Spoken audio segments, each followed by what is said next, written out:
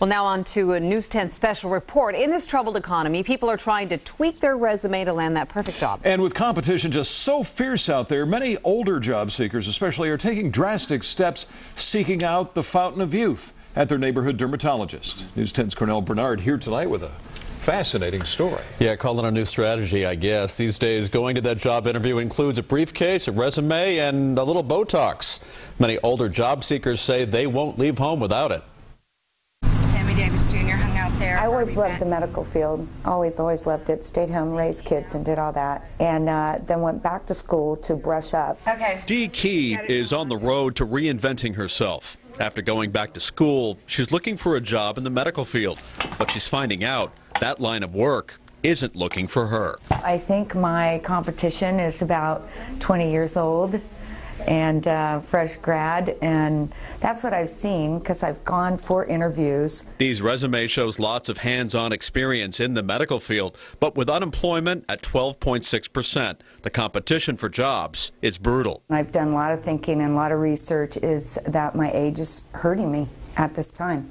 And I know there's the economy and all that, but I just only need one job. So I think my age really is a factor. Oh my gosh. So at age 58, Dee hopes dermatologist Dr. Jackie Culkin can give her an edge. Her weapon is Botox. Dozens of Culkin's patients are using it to turn back the clock. It helps people feel better about themselves. They go in more confident, feeling like they're more even par, just feeling that they're at their best. And I think that probably makes a bigger difference than actually looking 5 or 10 years younger. Here's a picture of Dee last winter before she started skin treatments and today. It's not vain, it's just it is what it is. And it's very, very competitive out there. 56-year-old Gwen Schuber wants to keep the job she has, selling custom jewelry.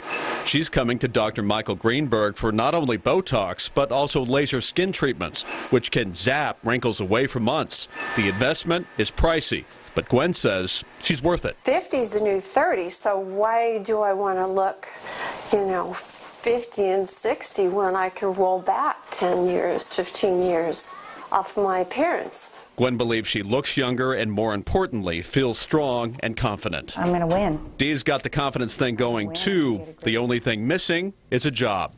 She believes her new youthful appearance could make it happen. It just gives me a boost like I can't even tell you. Do you think it's going to pay off eventually? Absolutely. As soon as this airs. No.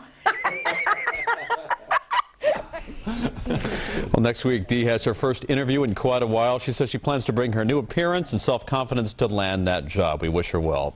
Lovely ladies, Yeah. lovely. Yeah, they're very impressive, and now they're out there. Who knows what'll happen now? Absolutely. But, when you don't have a job, can be expensive, can't it? You got to dip into the savings for this one. Botox can cost up to $300. Laser skin treatments could be more expensive, $3,000 or $4,000 if you buy a package of treatments.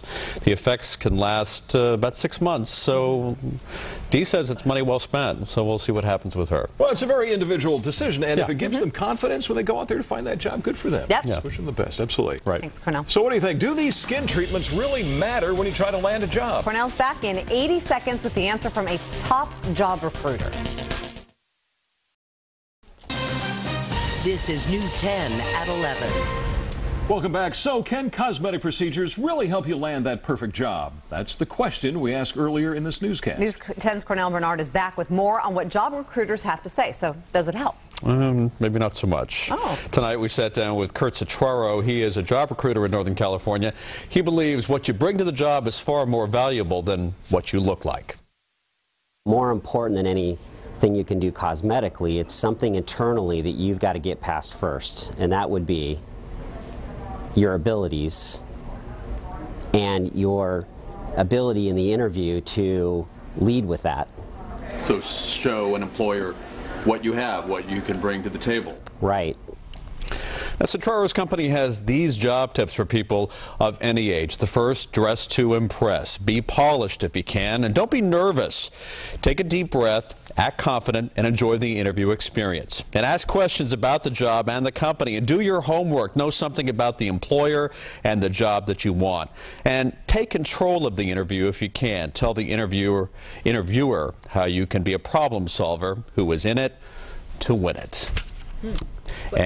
And he's also a full believer in full disclosure. Don't leave dates off your resume to conceal your age, because it will only raise a lot of questions from the get-go.